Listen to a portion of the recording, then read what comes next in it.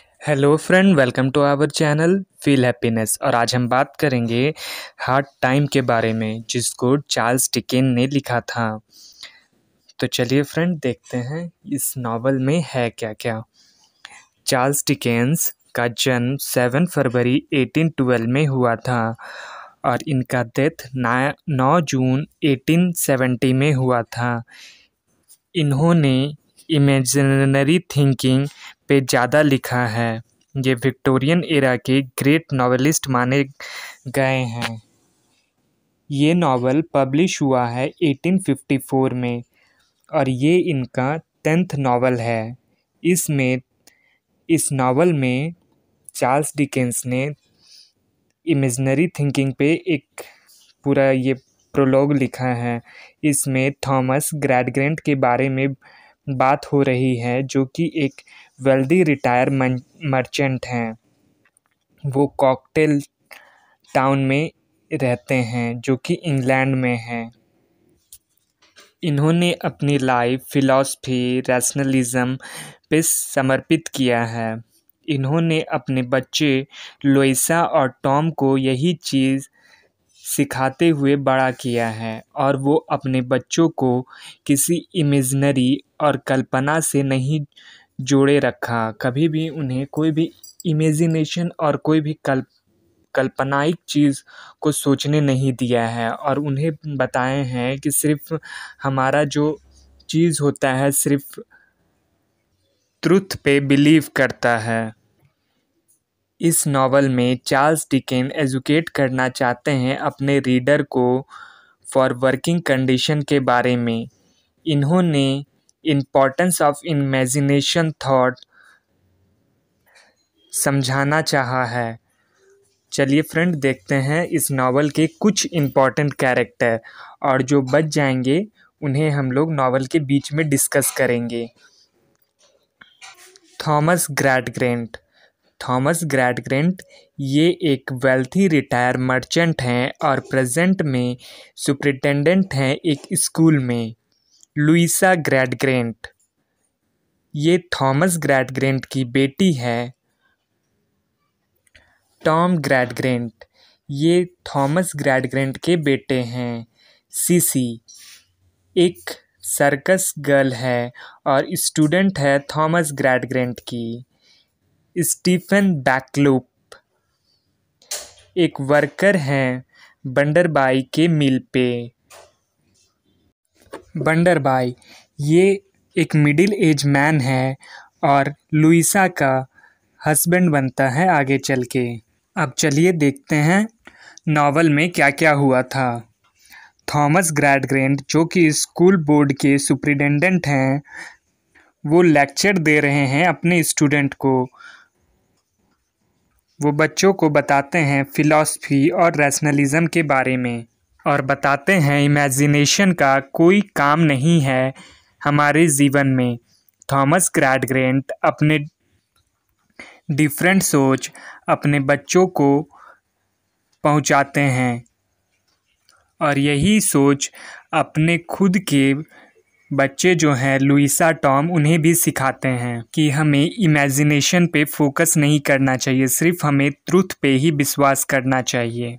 CC जो है वो इनके घर पे ही रहती है। इनके फादर सर्कस में काम करते थे और किसी कारणवश वो सीसी को थॉमस ग्रैडग्रेंट के यहाँ छोड़ देते हैं।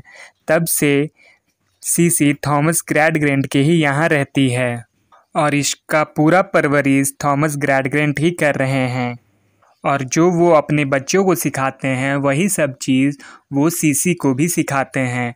उसे भी बताते हैं कि हमें इमेजिनेशन पे विश्वास नहीं करना चाहिए, सिर्फ ट्रुथ पे ही विश्वास करना चाहिए। थॉमस ग्रैडग्रेंट इस तरह से अपने बच्चों की परवरिश किए हैं कि वो अब इमोशन लेस हो चुके हैं। उनके अंदर कोई भी इमोशन नाम की चीज़ ही नहीं है। वो सिर्फ ट्रुथ पे ही विश्वास करते हैं और अपना जो भी डिसीज़न लेते हैं वो ट्रुथ के बेसिस पे ही लेते हैं और उनका दुनिया से जो इमोशनल अटैचमेंट है वो ज़्यादा नहीं है। मतलब एक तरह से उनका दुनिया से कोई इमोशनल अटैचमेंट ही नहीं है। वो एकदम इमोशन लेस हैं उनके बच्चे। एक दिन थॉमस ग्रैडग्रेंट अपनी बेटी से बोलता है कि मेरा एक फ्रेंड है मिस्टर बंडरबाई, तुम उससे शादी कर लो। और बोलता है कि हाँ, उसका एज ज़्यादा है बट वो पैसे वाला है, उससे शादी करके तुम्हारा भला होगा और तुम्हारे भाई का भी फ़ायदा होगा और उसका करियर बन जाएगा। टॉम जो है, जो लुइसा का भाई है और थॉमस ग्रैडग्रेंट का बेटा है, वो बंडरबाई के यहाँ काम करता है। अब लुइसा जो है वो फैक्ट और ट्रुथ के बेसिस पे सोचती है और वो बंडरबाई से शादी करने के लिए तैयार हो जाती है। अब यहाँ सीसी लोइसा से बोलती है कि तुम्हें तो मिस्टर बंडरबाई पसंद भी नहीं है, तब तुम इनसे शादी करने के लिए क्यों तैयार हो गई हो। तो लुइसा उसको कुछ जवाब नहीं देती है और फैक्ट के बेसिस पे बोलती है कि ठीक ही तो है, मैं उससे शादी कर लूँगी तो मेरा भला होगा। अब वो शादी के लिए तैयार हो गई है। अब वो मिस्टर बंडरबाई से शादी करना चाहती है। अब वो पूरी तरह से तैयार हो चुकी है शादी के लिए। अब यहाँ मिस्टर बंडरबाई जो है वो अमीर तो है पर उसके साथ बहुत क्रूर स्वभाव का आदमी है। वो अपने मज़दूर को बहुत अच्छे से ट्रीट नहीं करता है।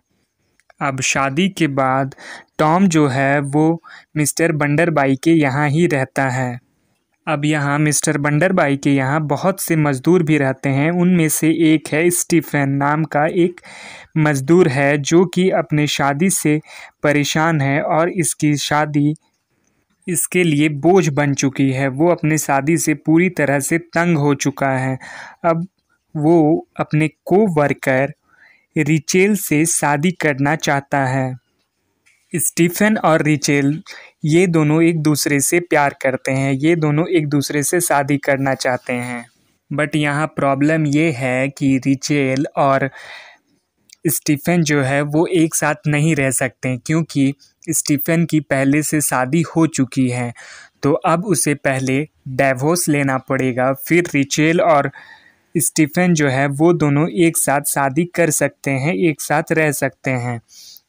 अब यहाँ पे स्टीफन जो है मिस्टर बंडरबाई के पास जाता है और वो उससे मदद लेना चाहता है और वो मिस्टर बंडरबाई के पास जाके सारी चीज़ बताता है कि वो अपने शादी से परेशान हो चुका है, अब उसे डिवोर्स चाहिए। तो मिस्टर बंडरबाई बोलता है कि यदि तुम्हारे पास पैसा होता तो तुम्हारा ये काम बहुत ईज़िली हो जाता। हम एक वकील करते हैं और वकील जो है ये केस को सॉल्व कर देता। अभी तो तुम्हारे पास पैसा नहीं है तो हम लोग ये काम नहीं कर सकते। यदि यहाँ पे मिस्टर बंडरबाई चाहता तो वो स्टीफन का मदद कर सकता था, पर वो ऐसा नहीं चाहता है क्योंकि मिस्टर बंडरबाई जो है वो बहुत क्रूर स्वभाव का आदमी है, इसलिए वो स्टीफन का मदद नहीं करता है। अब इस इंसिडेंट के बाद जो स्टीफन है वो एक बूढ़ी औरत से मिलता है, जो कि बूढ़ी औरत मिस्टर बंडरबाई के घर पे रहती है और वो बूढ़ी औरत मिस्टर बंडरबाई की माँ है। अब यहाँ पे टॉम जो है वो अब बहुत आलसी हो चुका है। अब उसे ये भी नहीं पता है कि किसके साथ कैसा बिहेव करना है।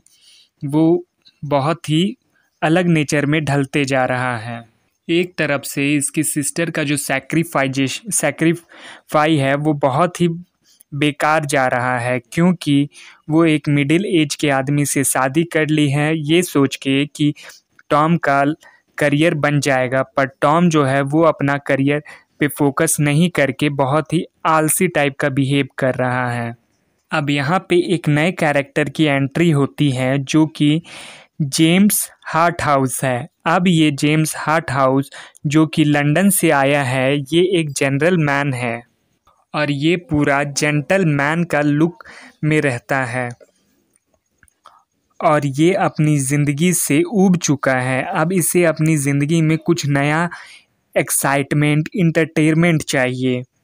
ये ज़िंदगी में कुछ अब नया करना चाहता है, इसलिए वो बंडरबाई के पास जाता है काम करने के सिलसिले में कि इस उम्मीद से वो जाता है उसके पास काम करने के लिए कि उसे वहाँ कुछ नया काम मिलेगा, और ऐसा ही होता है, उसे वहाँ पे एक नया काम मिल जाता है। जब अब वो वहाँ काम कर रहा होता है तो उसकी नज़र लुइसा पे पड़ती है और वो उससे मोहित हो जाता है और वो सोचता है कि मैं लुइसा से कैसे बात करूं। तो फिर उसे पता चलता है कि लुइसा जो है वो टॉम की सिस्टर है। तो वो अब सोचता है कि वो पहले ये टॉम से अच्छी तरह से फ्रेंडशिप करेगा, फिर वो लुइसा से मिलेगा, बात करेगा और अपना प्रेम का इजहार भी करेगा। अब इस बीच जो है वंडर बाई के जितने वर्कर हैं वो यूनियन बनाते हैं और वंडर बाई के खिलाफ एक प्रदर्शन करते हैं, लेकिन स्टीफन जो है वो इस यूनियन में शामिल नहीं होता। तब यहाँ स्टीफन से पूछा जाता है कि वो इस यूनियन में शामिल क्यों नहीं हो रहा।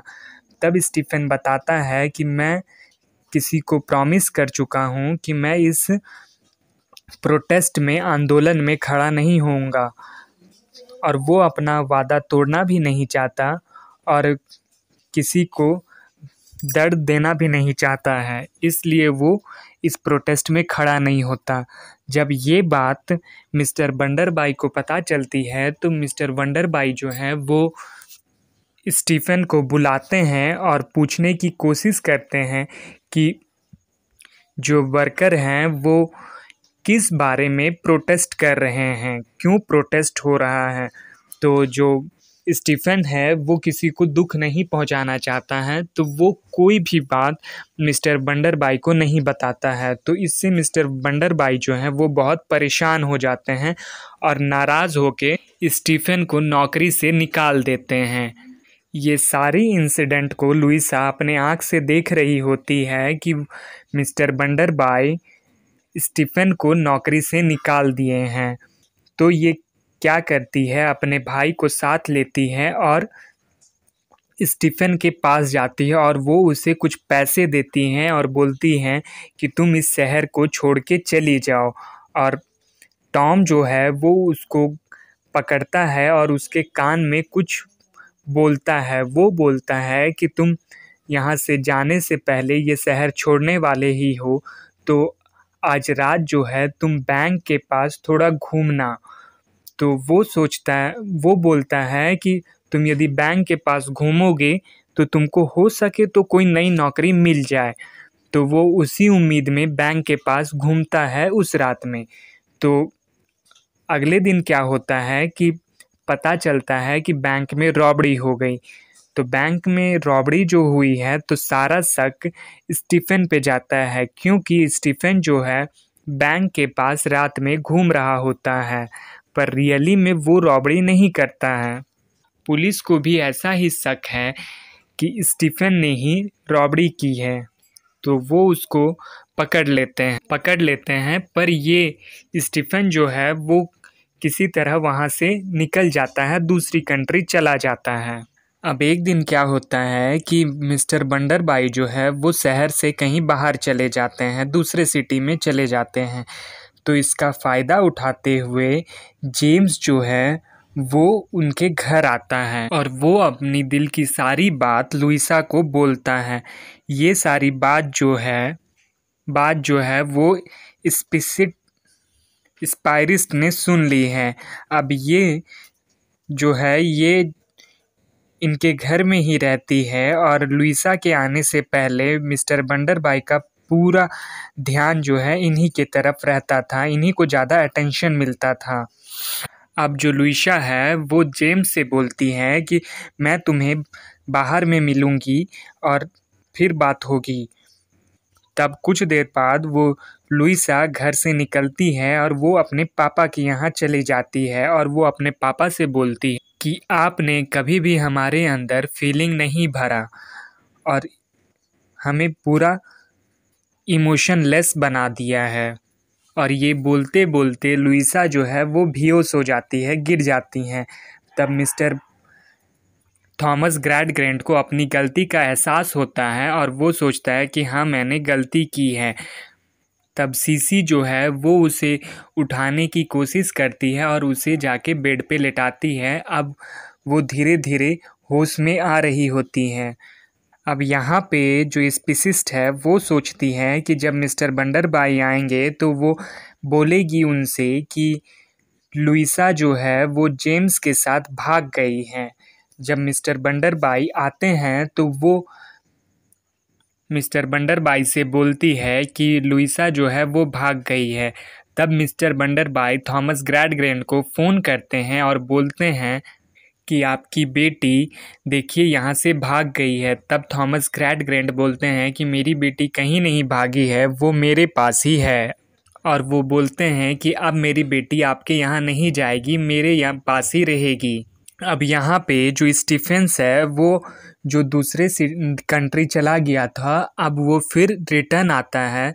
वो चाहता है कि उनका उसके नाम पे जो दाग लगा है वो उसे मिटाना चाहता है।